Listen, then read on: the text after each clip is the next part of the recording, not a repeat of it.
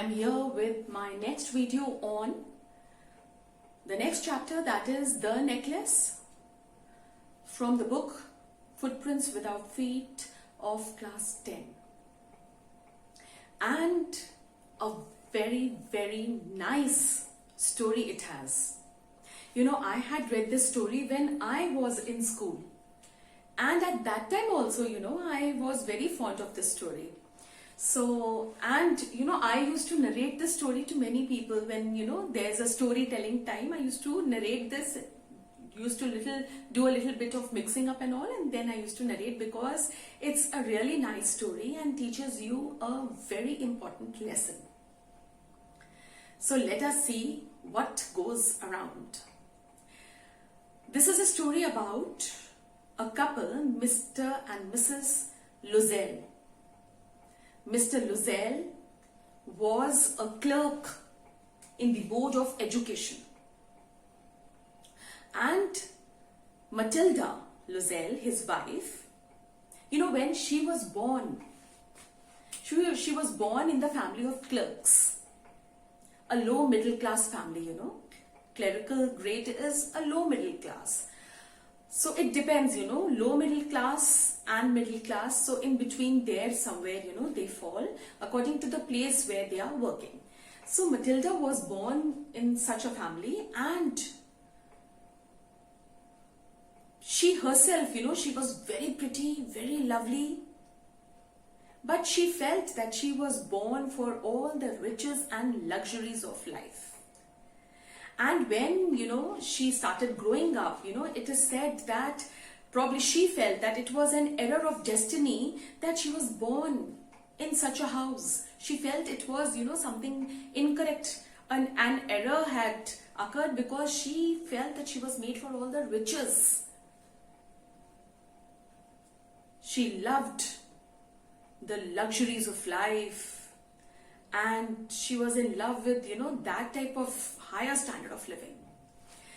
So, you know, but she was born in a family of clerks, and she knew that she would never be able to meet anyone who was a rich person.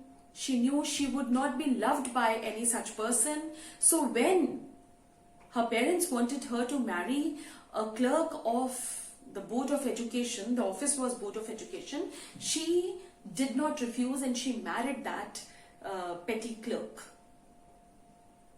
Now, when she was a married woman, she was very simple, but she was very unhappy.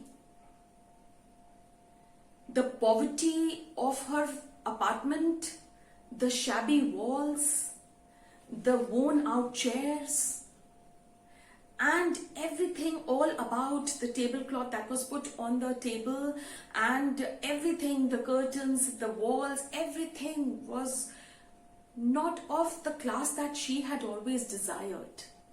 So she used to be very, very unhappy. And you know, in the evenings, when the husband came back home and she served him food, he was a very nice man, you know. Whenever, you know, whatever she served in the tureen is a bowl. Tureen is a word in your book, okay? It is a bowl, and whenever, you know, he used to uncover it, and he used to always, you know, praise that what a pot pie, this is such a good food and all that.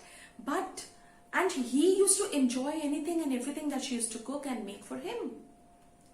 But at that same time, you know, she used to dream of the luxuries of life, the rooms where, you know, there were chandeliers and exquisite dinner which she could have, and she could eat out of the silver and all the, you know, expensive dishes and all. So she always felt very unhappy because she desired something else and the reality was something else. She was not content.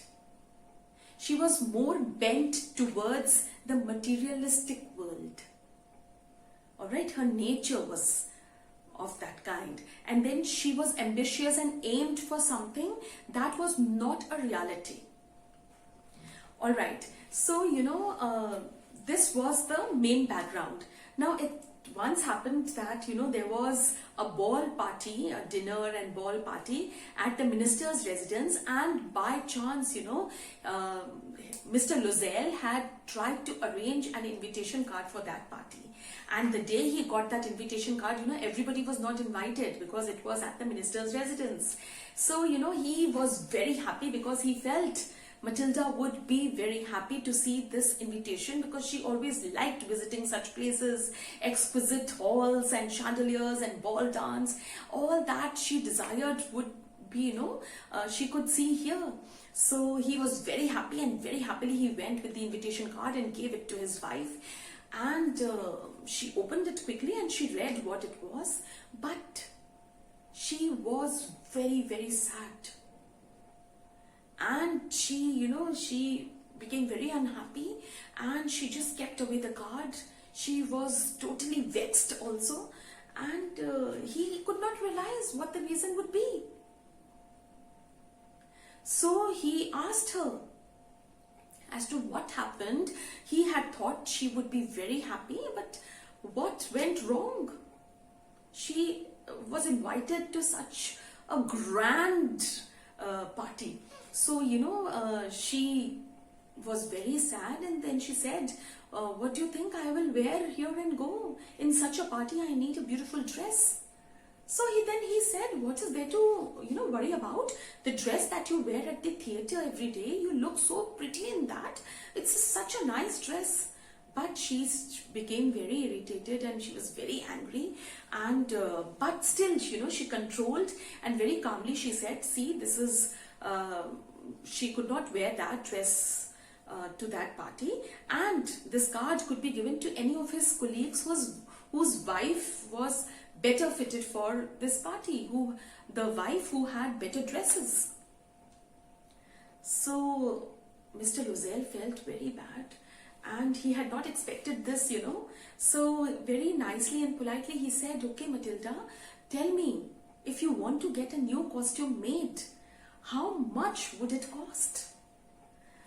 And for some minutes, seconds, she gave it a thought, because she also knew that he was just a clerk, and she had to be very economical.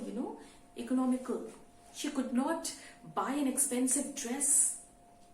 So, but after, when he asked a lot, because he said that get yourself a dress made which can suit this occasion also, and the dress that can be worn later on other occasions too. So, when he pestered her to speak, she hesitated a little, but then she said, okay, it could be 400 francs and a beautiful dress could be stitched in this amount.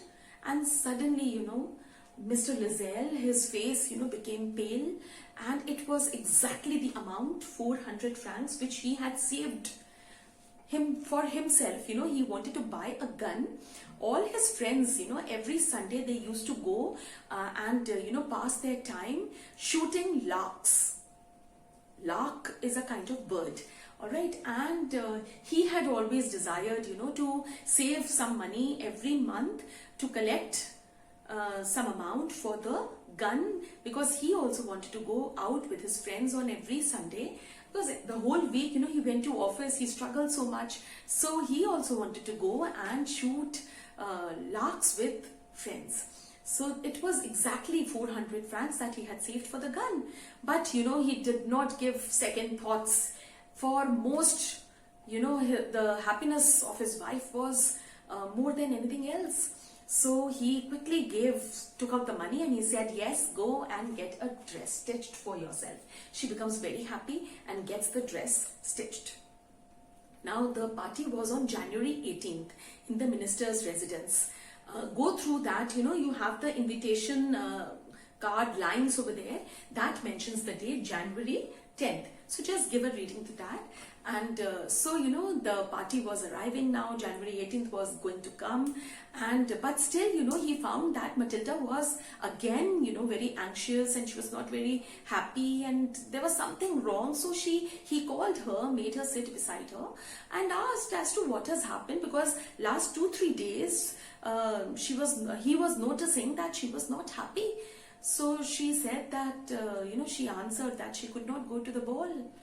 Now he was again surprised because he had given 400 francs for the dress, and the dress was ready, and the dress was pretty, beautiful dress. So she said that she did not have matching jewels with that, and so for such a ball at the minister's residence, she could not go like that. So, he felt, what to say now. But then he said that she could wear, the natural flowers. The natural flowers, when you wear with the dresses, they look very pretty. And it was a season of flowers. So he said you could, arrange flowers of the color, the matching color of the dress, and she could wear that. But she was not ready for it, and she becomes very unhappy. And but suddenly, he has an idea, and he says, see, you have a friend, Mrs. Forrester, who lives nearby, and she's quite well off, so you can go and borrow a necklace from her, something to wear, as any jewelry for wearing for just that night. She becomes very happy. She even likes the idea. Usually she would not go to that friend. Mrs. Forrester was a schoolmate of hers, and she had been educated in a convent. So Mrs. Forrester was a very good friend of hers who used to live nearby.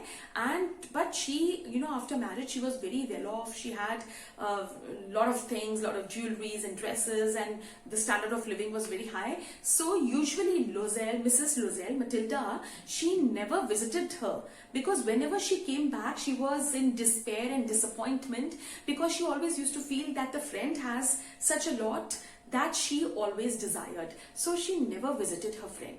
But now it was a ball, and the idea was good to go and borrow a necklace for that night itself, only for the party. So, she goes the next day. Mrs. Forrester very nicely greets her, welcomes her in the house. And, when she asks, she mentions about this ball at the minister's residence. So, Mrs. Forrester becomes very happy, and she quickly goes and brings out boxes, jewelry boxes, and she says she could choose any. So nice and kind Mrs. Forrester was. So, Matilda, goes through all the jewelries. She doesn't know what to take, what to leave. She was liking all of them. And then she asks Mrs. Forrester if she had anything more. So Mrs. Forrester had a few boxes left. She went and brought those also, and she said, choose any and take any that you want. And then Matilda, gets to see a black box, and in the black satin box, and in that there was a very pretty necklace, the diamond necklace was there, and it was absolutely matching with her dress. See, she asks if she could take that, and Mrs. Forrester says yes, you can wear and take whatever you like. So she becomes very happy, and she wears it on the ball day, and what a success Matilda was at the party. Oh God, she was looking so very beautiful, sophisticated, graceful. She was a success at the party, and she was looking so elegant, so gracefully. She danced over there, and this is what she desired, and she was very happy. Everybody noticed her, everybody wanted her, her introduction, and they wanted to present themselves. That means they wanted themselves to get introduced, and all the men and all, they came and introduced, and they wanted to dance with her, and she enjoyed a lot. Till 4 a.m., 4 in the morning, she danced, and she really enjoyed the party. In the meantime, what was the husband doing? He was sleeping in a room at one side with some of the other men who were sleeping, and their wives were enjoying, So she went and she woke him up, and then quickly they had to leave. Now when they reached, the stairs, when they were going, he took out the shrug that he had taken, wrap, in your chapter it says wrap. It is a shawl or a shrug, and since it was 4 a.m. and it was quite cool outside, so they had carried that shrug, but that shrug was not matching with the dress, and it was not of the same standard. So, when the shrug was put on her, she quickly moved down. She did not want anyone to notice that otherwise she was wearing such a pretty dress and the necklace, but the shrug was not of a good quality. She did not want anyone to know of their reality, of their standard. So, she quickly got down the stairs, and in fact, he kept calling her that he would call a cab and she should wait, but she did not listen, and she went down to the street. He followed her behind, and they kept looking for a carriage or a cab, and they could not find any because it was 4 a.m. And then they walked quite a lot near the river. They reached the riverside, and there they were able to get one of those night cabs, the night cabs that only work at night. So they took that cab, which is not a very good cab, and so still they took that, and they reached home. Now, since he had to go to office, he quickly changed his dress, and he wanted to go to sleep.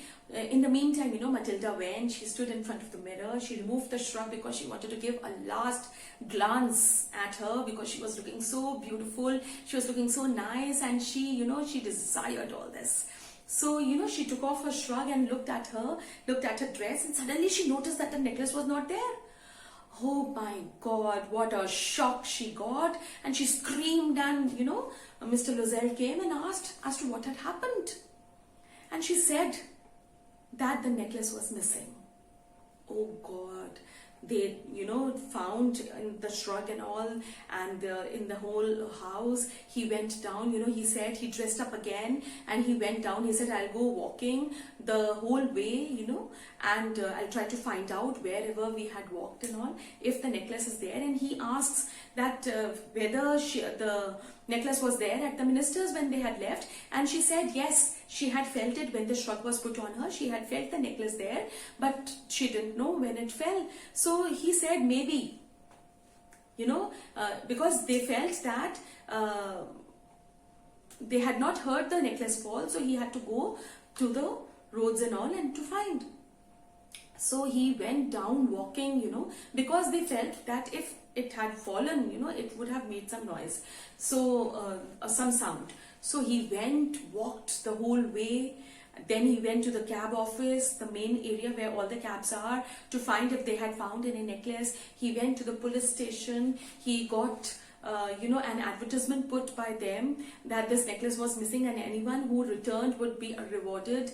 And he was very, very tired, very, very tensed. At 7, he reached home,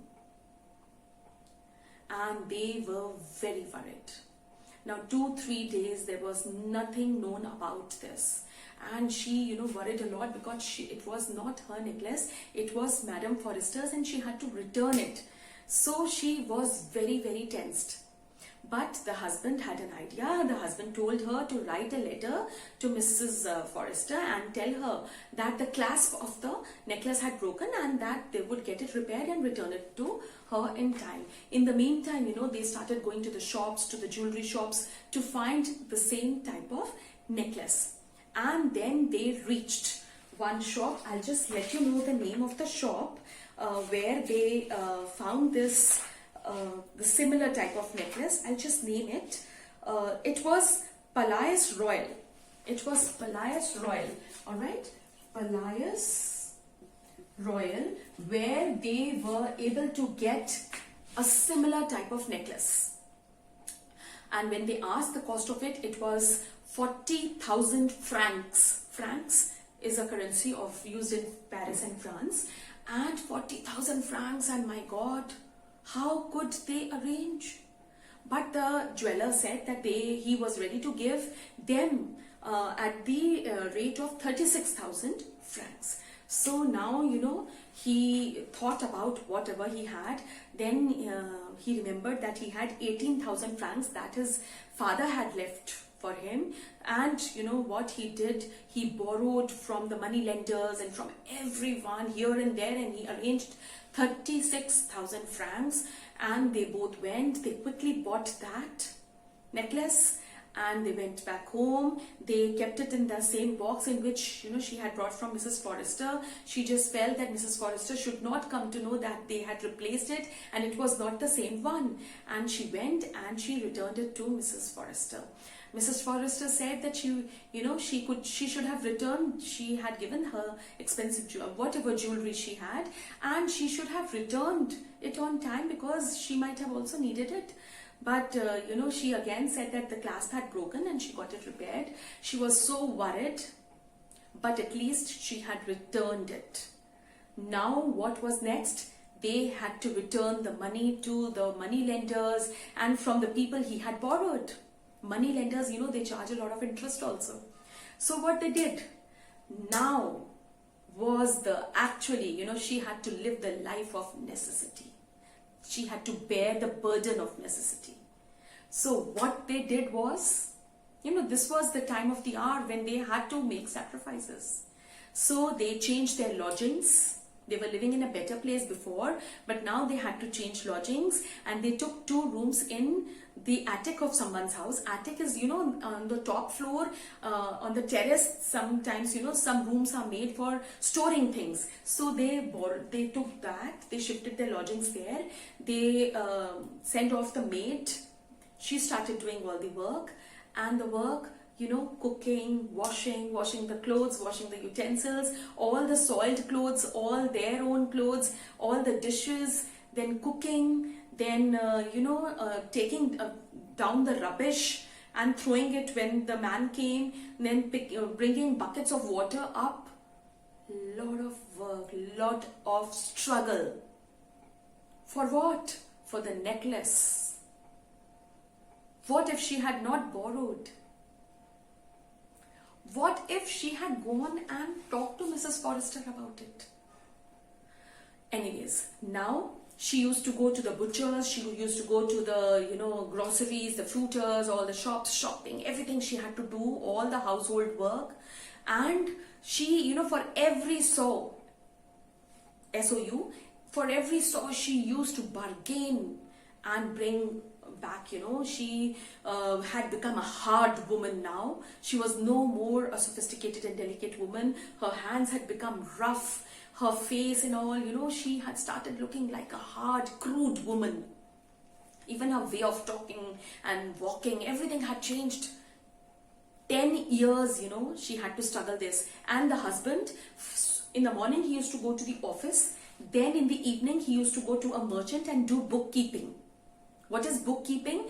Bookkeeping, not keeping books. No, bookkeeping is doing the accountant's work, that is bookkeeping. Counting and, accounting for someone. So he used to go to a merchant and all the purchases and all, he used to note down and see the credit, the debit, the profit and the loss. That is bookkeeping. So he used to do all that. And then after that, at night, he used to go and he used to do copying, typing and copying work for someone, and he used to charge 5 SOU for 1 page. So a lot of struggle they both had to go through for 10 years. He was just a clerk, salary must have not been so much, but moreover, burden of returning the money that had been borrowed at interest. So, now after 10 years, everything was given off. She was satisfied, he was satisfied. Now they could lead a normal life. But now she had become, she was not as good looking. And, money matters a lot. The hard way had changed her face, everything. She had become really different. So now, one day she went to a park. She wanted to go and sit over there and think for some time. She went to the park and sat down and she saw Mrs. Forrester. Mrs. Forrester was now she had a baby and she was there in the park with the baby and she was looking as pretty as before. So, now she wanted to go and talk to her, and yes, why not? Now she had, paid off for the necklace and she could even share and tell her the truth. She had really done so much. So she went and she said a hello to Mrs. Forrester, and I'll let you know the name of the park because you might need it in the MCQ. It is Champs LECs. It is Champs, the park's name where they met, Champs LECs. LECs. Alright, this is the name of the park. and this is the name of the jeweler where they had found the jewelry. All right, she went there and she talked to Mrs. Forrester, and Mrs. Forrester did not recognize her because Matilda was totally different 10 years back. She was very beautiful, nice, pretty girl. So when she went and talked to her, she said, "Oh, ma'am, do I know you?" Mrs. Forrester said. So she said, "Yes, why not? I'm Matilda. I'm Matilda Loisel, your friend." And the shock Mrs. Forrester got on seeing her, and she said, "Oh my God, what's wrong with you? What happened?" So now, she said, "It is all because of you and your necklace. Remember, I had borrowed that necklace from you. That necklace had gone missing. And then I had to go and buy a new necklace of 36,000 francs to return it to you." And Mrs. Forrester had a shock of her life. She had not expected this. And after hearing her, she very politely said, "Oh, Matilda, why didn't you talk to me about it? My necklace was not a pure one. It hardly was of 500 francs. It was an artificial necklace." And my God, it must have been such a great shock for Matilda. And the story ends here. So what do you feel? What Matilda should have done? Should she have gone and talked to Mrs. Forrester about the loss of the necklace, and that she would give it back somehow? While giving, she should have told that, "I lost your own necklace and I have arranged a new one similar to that one, and I'm very sorry for it." One should confess. At that same time, she would have got to know that it was only of 500 francs and they needn't have borrowed so much from the people. And was, on the first point, borrowing necessary?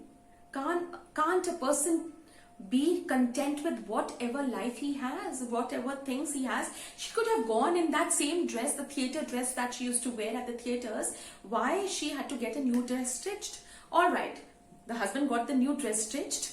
She could have gone without a jewelry or a simple one that she had, or even the flowers that he was suggesting. Why borrow one?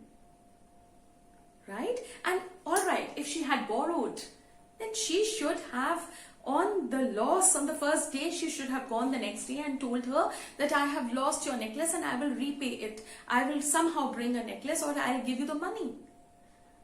Then only she would have come to know that it was only of 500 francs, and that was just nothing. He had 18,000 francs at home. 500 francs could be given just in a second. And maybe Madame Forrester would not have, taken also, because it was just an artificial necklace. Right? So one should be content with whatever you have. Be happy with whatever you have. Try to make yourself happy. You are happy, you will keep your husband happy, the environment will be happy. And if the rooms are shabby, decorate it, change it somehow. Make it a happy atmosphere. I have seen people, painting and doing something or the other, they try to cover those patches with paintings, or they put something on top of it. Anything can be done to make you happy. So be a content person and be positive always. Everything will become okay. If you don't have what you want right now, try to save money. Try to, be patient. Things will get better one day, surely.